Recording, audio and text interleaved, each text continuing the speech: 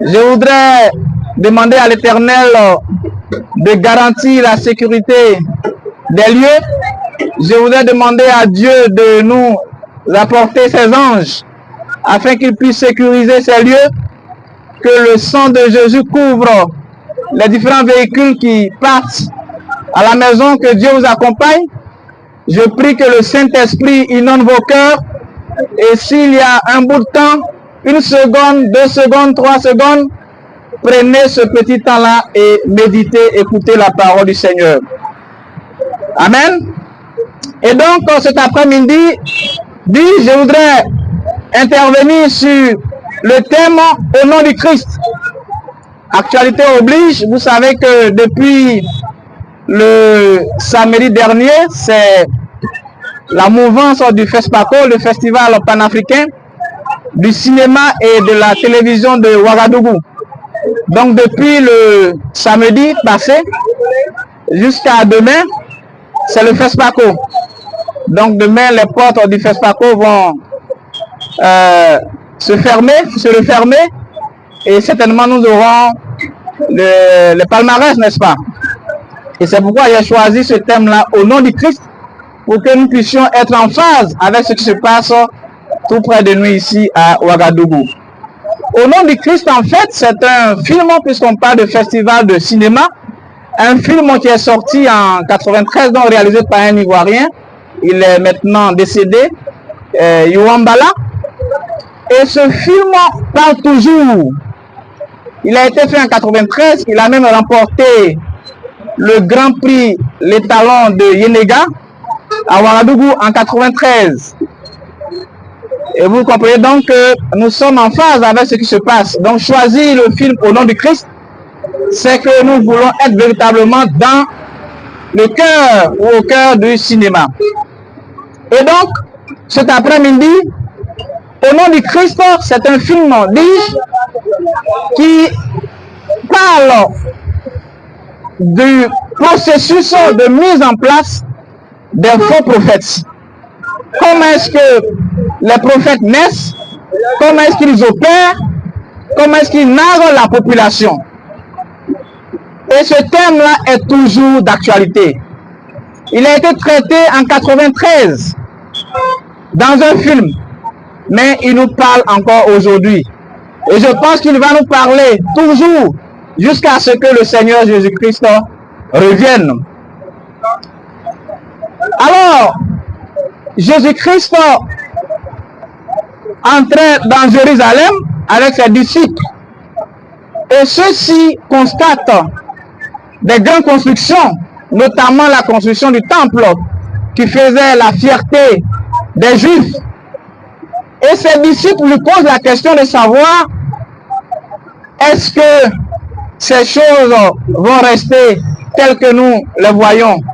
Ou encore, quand est-ce que tu vas revenir, notre Seigneur? Quels sont les signes qui vont annoncer ou qui vont prévenir le monde de ton retour? À cette question, le Christ regarde les tours, et la parole de Dieu nous dit dans Matthieu 24 que, étant donc assis sur le mont des Oliviers, il va répondre à la question posée par les disciples, à savoir quels sont les signes annonciateurs de sa prochaine venue, de sa seconde venue. Et Jésus donne les différents signes, mais le signe qui nous intéresse cet après-midi, vous l'aurez compris avec le thème que j'ai libéré tout à l'heure au nom du Christ, se trouve donc dans Matthieu 24, verset 11, qui dit ceci, et je lis: plusieurs faux prophètes se lèveront et ils séduiront beaucoup de gens. Oui, plusieurs faux prophètes se lèveront et ils séduiront beaucoup de gens. Afin de comprendre les mots de Jésus relatifs aux faux prophètes, l'un des signes annonciateurs de son retour, je voudrais qu'on aille en profondeur pour comprendre le sens véritable du mot prophète. Parce que si on ne comprend pas bien ce vocable-là, on ne pourra pas comprendre ce qui se passe aujourd'hui sous nos cieux, en Afrique et en Côte d'Ivoire précisément où je réside. Donc il faut comprendre le sens même du mot prophète. Qu'est-ce que ça veut dire le mot prophète? Alors, sur mon papier ici, je note du latin propheta. Et ce mot lui-même emprunté du grec ancien prophétesse, qui veut dire oracle. Oracle. Et quand on rapproche cela du latin professeur, ou profond, pardon, ça veut dire prédire. Et on peut encore ajouter un autre mot, prophéteur, qui veut dire quoi? Révéler. Ou encore, si vous voulez, on peut découper avec le préfixe pro, qui signifie avant, et fait, qui signifie profond, non, féminin, pardon. Donc ça va donner dire. Donc ça veut dire prophète, étymologiquement parlant, c'est celui qui dit avant ou annonce quelque chose qui doit venir. Et donc dans la Bible, le prophète est une personne choisie par Dieu pour transmettre son message au peuple. Un prophète, donc, à la lumière de ce que nous venons de voir, du point de vue étymologique, nous comprenons que le prophète, c'est celui-là même que Dieu a choisi pour être son messager auprès de son peuple. Donc Dieu choisit quelqu'un, il se choisit un homme, il lui donne un message spécifique et celui-ci à son tour doit le transmettre à son peuple, n'est-ce pas? Et donc généralement ce message est basé sur la vie spirituelle, la vie morale du peuple. C'est vrai, il y a eu des messages concernant le volet social, mais principalement les messages que les prophètes délivraient au peuple étaient centrés sur l'éveil spirituel. Le peuple très souvent tombait dans le péché, dans le désordre, et Dieu, pour le ramener à lui, envoyait donc des prophètes à qui il donnait des messages spécifiques afin de délivrer cela. Et nous pouvons lire dans la parole de Dieu, dans Deutéronome 18, verset 18, ce qui suit. Je leur susciterai du milieu de leurs frères un prophète comme toi. Je mettrai mes paroles dans sa bouche et il leur dira tout ce que je lui commanderai. Oui, donc, comme on vient de le dire, Dieu a parlé à travers ses prophètes dans la Bible. Amos 3, verset 7, dit quoi? Car le Seigneur, l'Éternel, ne fait rien sans avoir révélé son secret à ses serviteurs, les prophètes. Et donc, au niveau spirituel, vous avez plusieurs exemples. Vous pouvez lire les grands comme les petits prophètes dans l'Ancien Testament, Ésaïe, et bien d'autres que on peut citer. Mais mon propos n'est pas de faire l'étalage des prophètes qui ont existé. Au plan social, on peut citer également l'histoire d'Akab. Vous savez qu'Akab a été roi en Israël, mais à un moment donné, il s'est détourné de la voie de l'Éternel à travers sa femme Jézabel. Et la Bible nous parle de 400 prophètes qui ont confronté le prophète Élie au mont Carmel. Mais on nous parle également des 400 prophètes qui sont venus donner un message de paix à Akab. Et là, nous pouvons le lire dans 1 Roi 22, 1 à 40, cette histoire où Akab devait aller en guerre avec le roi Josaphat. Qu'est-ce qui se passe? Akab consulte donc ces prophètes de Baal, donc des faux prophètes. Et ils assurent la victoire totale à Akab. Mais Josaphat a dit non, il faut la vie de quelqu'un d'autre. Et donc, sur l'insistance du roi Josaphat, Akab fait venir le prophète Michée. Et celui-ci va prédire le contraire. Il va dire non, roi, si tu pars en guerre tu perdras cette guerre. Malheureusement, la parole de Dieu nous dit que Akab n'a pas écouté la voix du prophète Michée. Il a préféré suivre la voix ou le message donné par ces prophètes de 400 environ. Donc, les prophètes, il y en a eu assez dans la Bible, dans l'Ancien Testament, comme il y en a assez aujourd'hui, n'est-ce pas? Il y en a eu assez, les prophètes, et aujourd'hui il y en a assez. Mais comme on vient de le voir avec l'histoire des faux prophètes, il y avait également des faux prophètes. Aujourd'hui, il y en a encore. Et Jésus l'a dit dans Matthieu 24, verset 11, plusieurs faux prophètes se lèveront et ils séduiront beaucoup de gens. Ça veut dire qu'au milieu de nous, il y a assez de faux prophètes qui opèrent aujourd'hui, oui, qui disent des choses. Alors mon propos de cet après-midi, c'est de pouvoir identifier quelques signes, quelques marqueurs qui vont nous aider à pouvoir faire la différence entre le vrai et le faux prophète.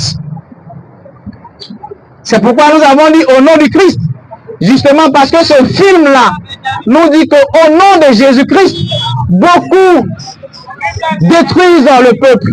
Au nom de Christ, beaucoup font de mauvaises choses dans ce monde. Au nom de Christ, il y a des gens qui s'adonnent à des pratiques malsaines. Et donc, il s'agit d'identifier quelques points de ces faux prophètes-là. Et nous allons le faire, pardon, à la lumière de la parole de Dieu. Oui, à la lumière de la parole de Dieu. Il faut toujours, en tant que chrétien, s'appuyer sur la parole de Dieu. Si vous avez affaire à quelqu'un qui dit qu'il est chrétien, qui est pasteur, prophète, il faut d'abord vous assurer que tout ce qu'il dit est basé sur la parole de Dieu. Et donc, il y a plusieurs critères, mais je vais insister seulement que sur trois critères qui vont nous aider à identifier le faux du vrai, ou si vous voulez, le vrai du faux.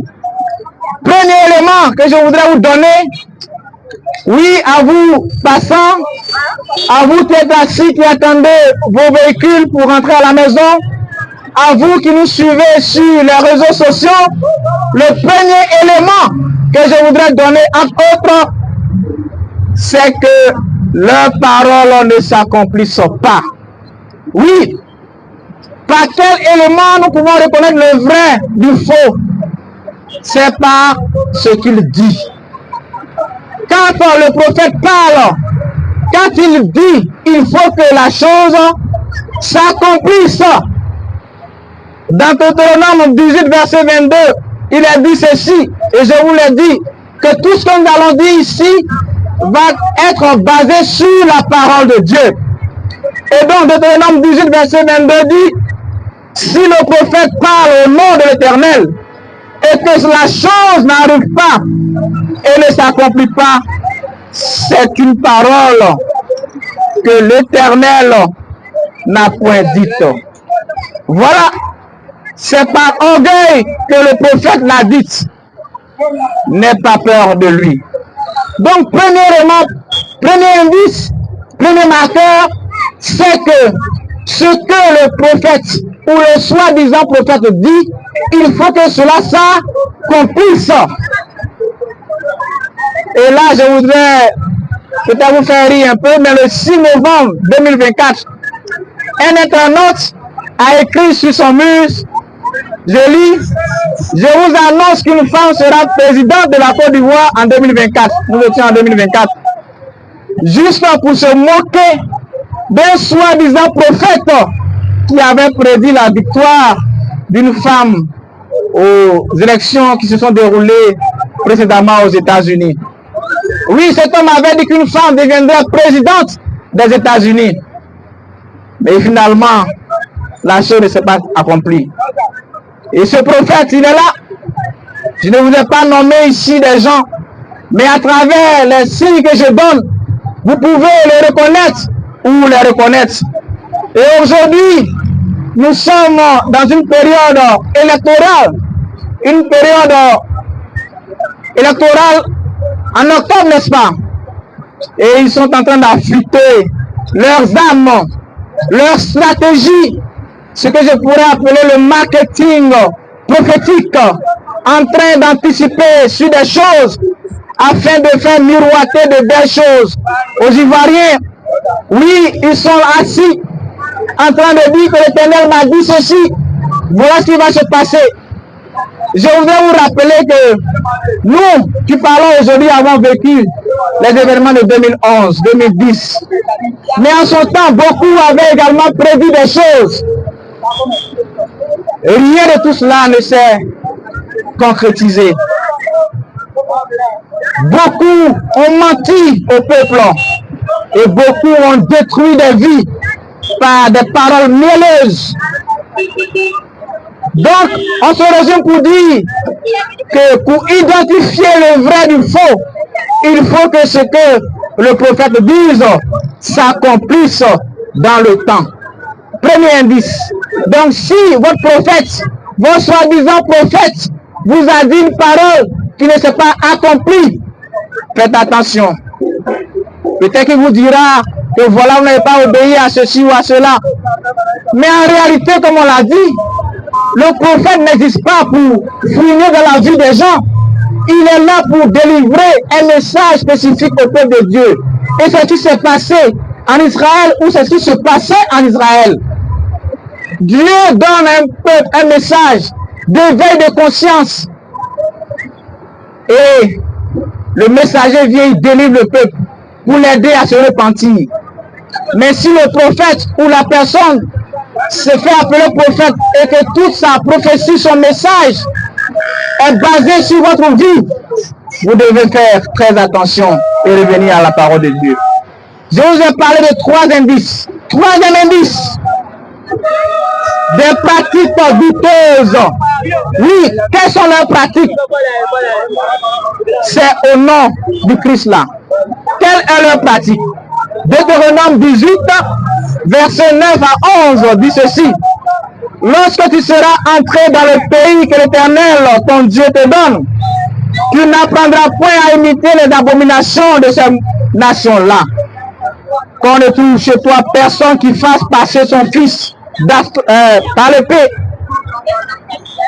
Qu'on ne trouve personne qui exerce le métier de devin, d'astrologue, d'augur, de magicien, d'enchanteur. Personne qui consulte. Car quiconque fait ces choses est en abomination à l'Éternel, dit la parole de Dieu. Oui, nous allons considérer quelques expressions ici. Un devin, un enchanteur, un diseur de bonne aventure. Un devin est une personne qui prétend connaître l'avenir ou des choses cachées par des moyens surnaturels. Un enchanteur est une personne qui utilise des sorts ou des formules pour influencer les événements. Un diseur de bonne aventure est une personne qui prétend prédire l'avenir ou révéler des informations sur la vie d'une personne. Or, que constatons-nous? Que constatons-nous? Est-ce que nous ne retrouvons pas ces indices dans des pratiques aujourd'hui des personnes appelées prophètes? Est-ce que nous ne constatons pas ces pratiques douteuses que la Bible vient de décrire dans la vie de ces soi-disant prophètes? Est-ce qu'ils n'ont pas des choses semblables? Est-ce qu'ils n'ont pas des choses en commun? Lorsque ces personnes fouinent dans votre vie, lorsque ces personnes vont vous dire que c'est à cause de votre oncle que vous ne réussissez pas, lorsque ces personnes disent que voilà, je suis là, mais mon âme se promène dans ton village, Ça ressemble à de la sorcellerie et non à la vie d'un prophète. Le prophète n'est pas là pour sortir de son corps, pour se promener dans la vie des gens. Le prophète n'est pas là pour dire à tel ou tel, voilà ce qui va t'arriver. Non, c'est vrai, Dieu peut confier un message spécifique à quelqu'un, comme il a fait à Samuel.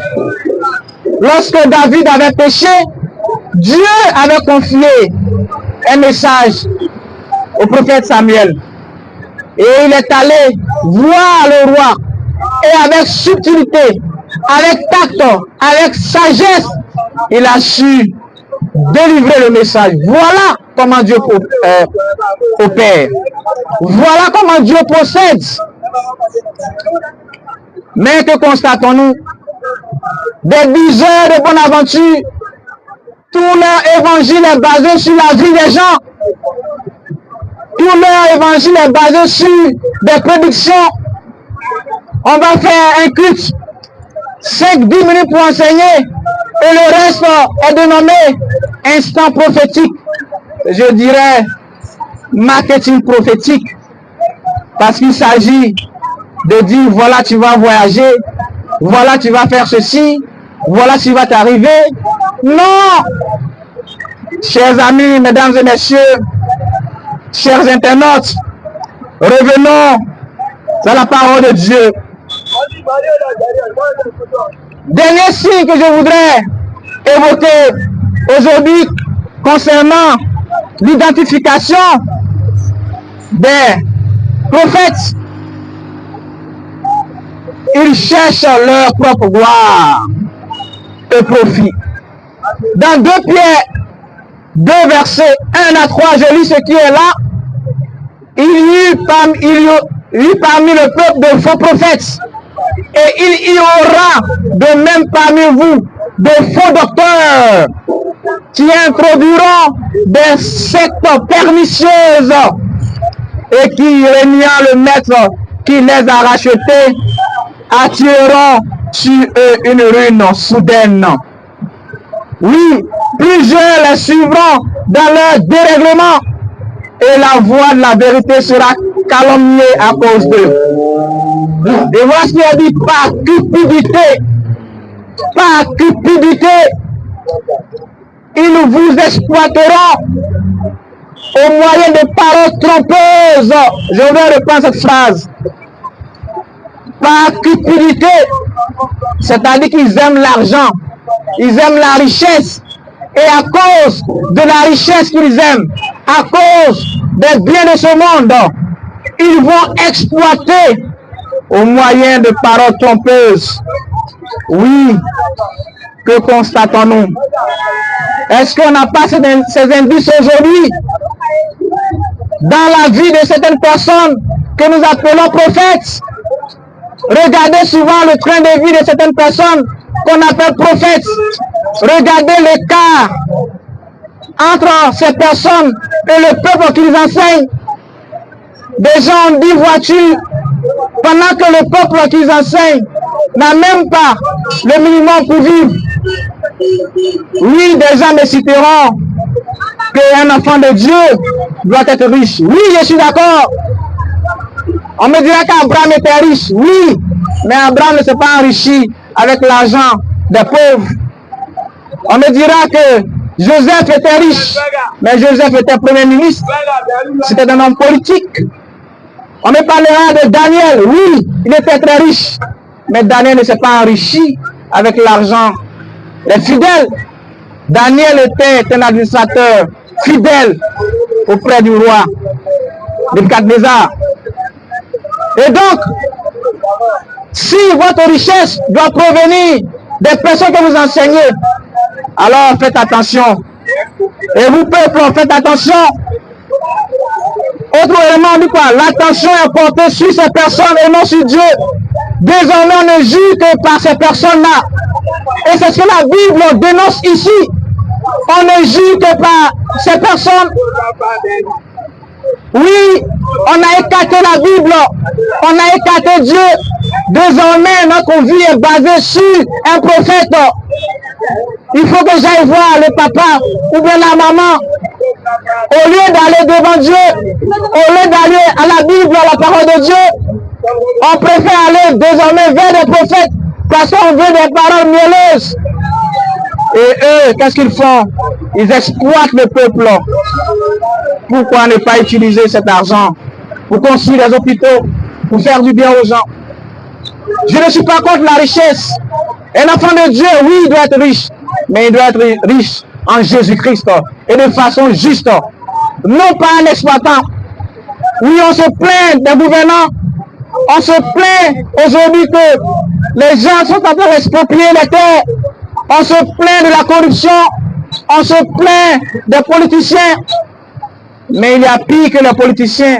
Nous, chrétiens, ce qu'on appelle prophètes aujourd'hui, lorsqu'ils exploitent le peuple, lorsqu'ils font des offrandes pour des prières, lorsqu'ils vendent les services religieux, comme la Bible dit ici, c'est vous, les vrais voleurs de la République. Oui, faites attention. 1 Jean 4, verset 1 dit, bien-aimés, n'ajoutez pas foi à tout esprit, mais éprouvez les esprits pour savoir s'ils sont de Dieu. Car plusieurs faux prophètes sont venus dans le monde. Oh, je voudrais vous inviter, mesdames et messieurs, à sonder les Écritures, à éprouver les esprits pour savoir si ceux qui se font appeler prophètes sont véritablement des prophètes. Lisez la parole de Dieu, analysez leur vie, analysez ce qu'ils vous disent à la lumière de la parole de Dieu. Je voudrais vous inviter à Jésus-Christ, à la table du Seigneur. C'est là qu'on trouve le véritable bonheur et non devant un homme de Dieu. L'homme de Dieu n'est qu'un guide. L'homme de Dieu est là juste pour nous guider et non la référence. La référence, c'est la parole de Dieu. La référence, c'est la parole de Dieu et non un homme, et non un prophète. Oui, c'est de ça qu'il est question. Que vous le voulez ou non, la parole de Dieu sera dite. Et je voudrais vous inviter à revenir à l'Éternel. À revenir à l'Éternel. Il n'est pas encore tard. Il n'est pas encore tard. Revenez à l'Éternel. Priez le Seigneur. Faites une expérience personnelle avec Dieu et non avec des hommes. Expérimentez personnellement le Seigneur. Et si des guides religieux ne sont pas de bons guides, fuyez-les. On ne vient pas pour chercher des membres. Et je voudrais terminer par là. Des gens aujourd'hui se disent prophètes. Ils disent que Dieu leur a donné des messages pour la Côte d'Ivoire. Mais si Dieu t'a donné un message pour le pays, je pense qu'on n'a pas besoin de médiatiser ça. On n'a pas besoin de venir devant les réseaux. On n'a pas besoin de ce battage médiatique qui réunit ton peuple, qui réunit ton groupe et tu pries le Seigneur Jésus. C'est ça le vrai chrétien.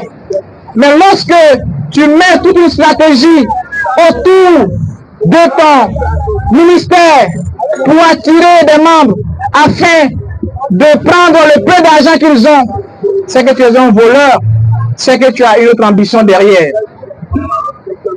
Sinon, quand on reçoit un message, on va voir discrètement la personne. On n'a pas besoin de faire de ça un spectacle, comme on le voit aujourd'hui. Je voudrais vous inviter à revenir à la parole de Dieu. Sinon, vous serez malheureux jusqu'à la fin de votre jour. Il faut s'enrichir davantage sur votre dos et vous serez appauvris davantage. Revenez à l'Éternel Dieu. Priez le Seigneur et vous serez sauvés. Je voudrais que Dieu vous bénisse et qu'il vous accompagne tout le long de ce week-end Et que le Saint-Esprit inonde vos cœurs, vos esprits, afin de prendre conscience que le monde est mauvais et qu'il y a des loups spirituels au milieu de nous et qu'ils cherchent à nous ravir le peu que le Seigneur nous a donné. Que Dieu vous aide, que Dieu vous bénisse, afin que vous puissiez revenir à lui. Au nom de Jésus-Christ. Amen.